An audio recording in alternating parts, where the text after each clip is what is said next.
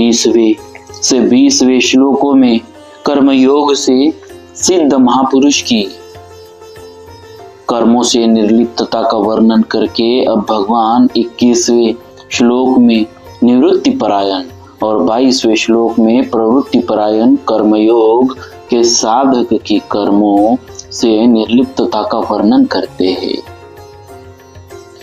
भगवान कहते हैं, निराशी श्रियर्त चित्तात्मा व्यक्त सर्व परिग्रह शारीरम केवलम कर्म कुर्वन् आपनोति किल्बिष। संसार में आशा या इच्छा रहने के कारण ही शरीर, इंद्रिया, मन आदि वश में नहीं होते।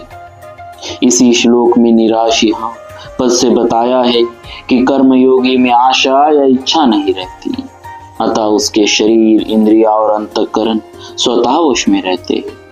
इनके वश में रहने से उसके द्वारा व्यर्थ की कोई क्रिया नहीं होती।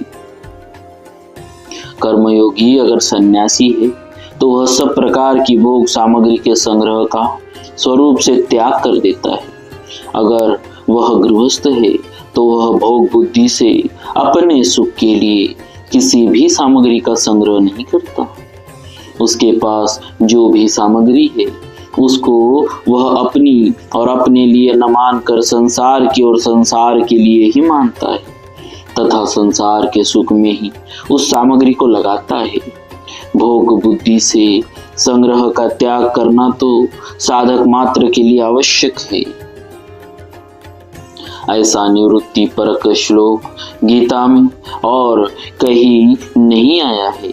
छठे अध्याय के 10वें श्लोक में ध्यान योगी के लिए और 18वें अध्याय के 53वें श्लोक में ज्ञान योगी के लिए परिग्रह का त्याग करने की बात आई है, परंतु उनसे भी ऊंची श्रेणी के परिग्रह त्याग की बात त्यक्त सर्व परिग्रह इस पद से आई है, क्योंकि परिग्रह के साथ सर्व शब्द केवल यही आया है। 12वें अध्याय के 19वें श्लोक में भक्ति योगी के लिए अनिकेत यह पद आया है, पर वहां इसका अर्थ निवास स्थान में ममता आसक्ति से रहित होना है।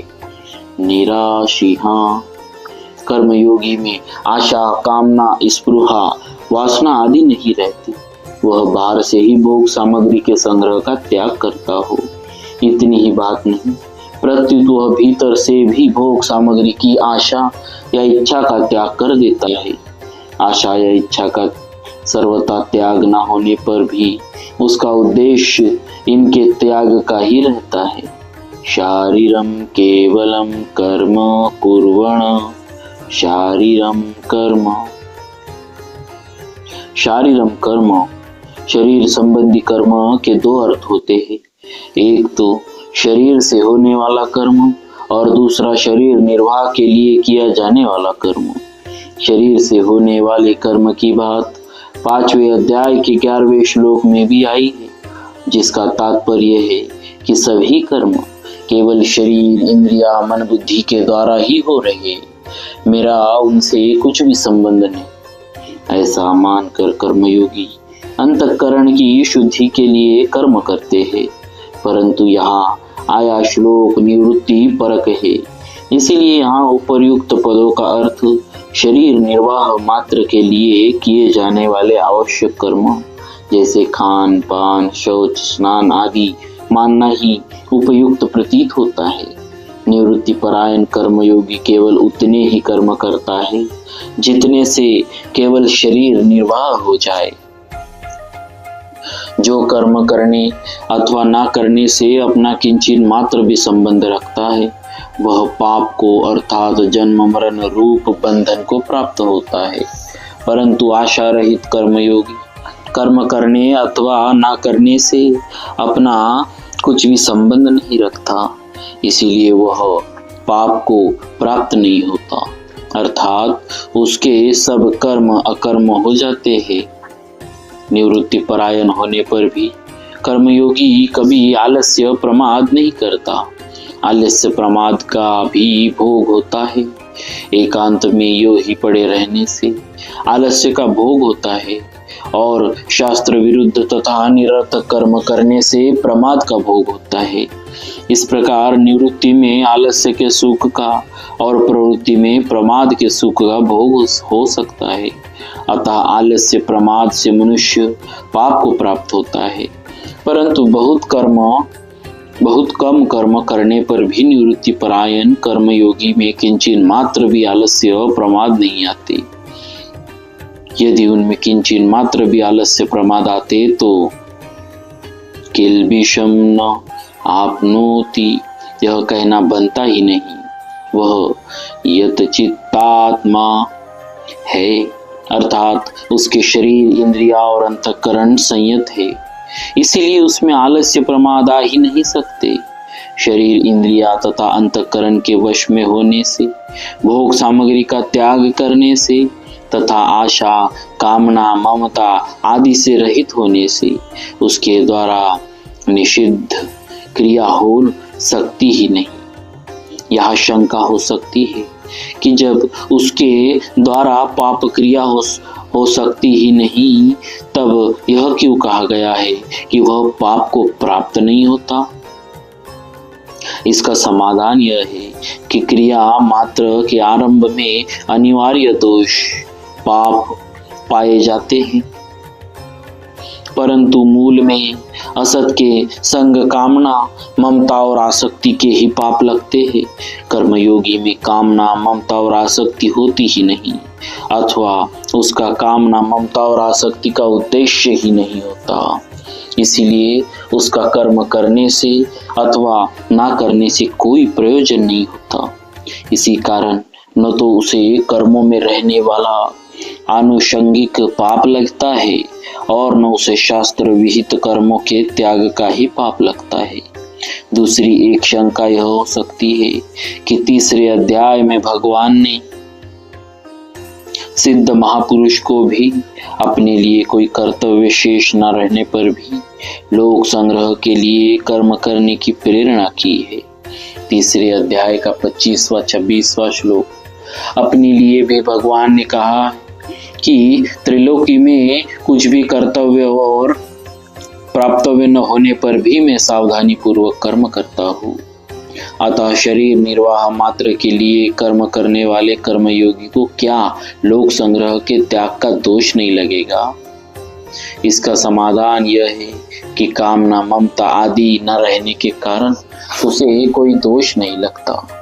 यद्यपि सिद्ध महापुरुष में और भगवान में कामना, ममता आदि का सर्वथा अभाव होता है, तथापि वे जो लोक संग्रह के लिए कर्म करते हैं यह उनकी दया कृपा ही है। वास्तव में वे लोक संग्रह करे अथवा ना करे, इसमें वे स्वतंत्र है। इसकी उन पर कोई जिम्मेवारी नहीं। वास्तव में यह भी निवृत्ति परायण साधकों के लिए एक लोक संग्रह ही है। लोक संग्रह किया नहीं जाता, प्रत्युत होता है। तीसरी एक शंका यह भी हो सकती है कि तीसरे अध्याय के 13वें श्लोक में भगवान ने केवल अपने शरीर का पोषण करने वाले मनुष्य को पापी कहा है और यहाँ कहते हैं कि शरीर निर्वाह मात्र के लिए कर्म करने वाला पाप को नहीं प्राप्त होता। दोनों का सामंजस्य कैसे हो? इसका समाधान यह है कि जब तक भोग बुद्धि है और कर्मों तथा पदार्थों में आसक्ति बनी हुई है, तब तक कर्म करने अथवा न करने से पाप लगता ही है। इसीलिए वहां पचंती आत्म कारणात् यह पद आए, परंतु उस कर्मयोगी में भोग बुद्धि नहीं है और कर्मों तथा पदार्थों में आसक्ति भी नहीं। अतः सर्वथा निर्लिप्त होने से उसे कर्म करने अथवा न करने से किंचित मात्र भी पाप नहीं लगता। प्रश्न: इस श्लोक को अगर सांख्य योगी का मान ले तो क्या आपत्ति है, क्योंकि इसमें आए सब लक्षण सांख्य योगी में घटते हैं। उत्तर: पहली बात तो यह है कि यहाँ कर्मयोग का प्रसंग है, इसीलिए यह श्लोक मुख्य रूप से कर्मयोगी का ही है। दूसरी बात, सांख्य योगी अपने को कर्ता मानता ही नहीं, उसमें मैं कुछ भी नहीं करता हूँ, ऐसा स्पष्ट विवेक रहता है, फिर उसके लिए कर्म करता हुआ भी पाप को नहीं प्राप्त होता, ऐसा कहना कैसे बन सकता है। कर्मयोग के साधक में वैसा स्पष्ट विवेक जागृत न होने पर भी उसका यह निश्चय रहता है कि मेरा कुछ नहीं है, मेरे लिए कुछ नहीं चाहिए और मेरे लिए कुछ नहीं करना है। इन तीन बातों का दृढ़ निश्चय रहने के कारण वह कर्म करते हुए भी उससे निर्लिप्त रहता है। लोगों में प्रायः ऐसी मान्यता है कि कर्मयोगी गृहस्थ कर्म में और ज्ञान योगी सांख्य योगी संन्यास आश्रम में रहता है, परंतु वास्तव में ऐसी बात नहीं।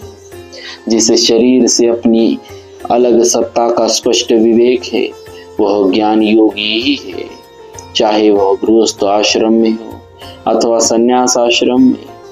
जिसमें इतना विवेक नहीं परयुक्त तीन बातों का निश्चय पक्का है वह कर्मयोगी ही है, चाहे वह गृहस्थ आश्रम में हो या संन्यास आश्रम में। बोलिए भक्तवत्सल भगवान की जय।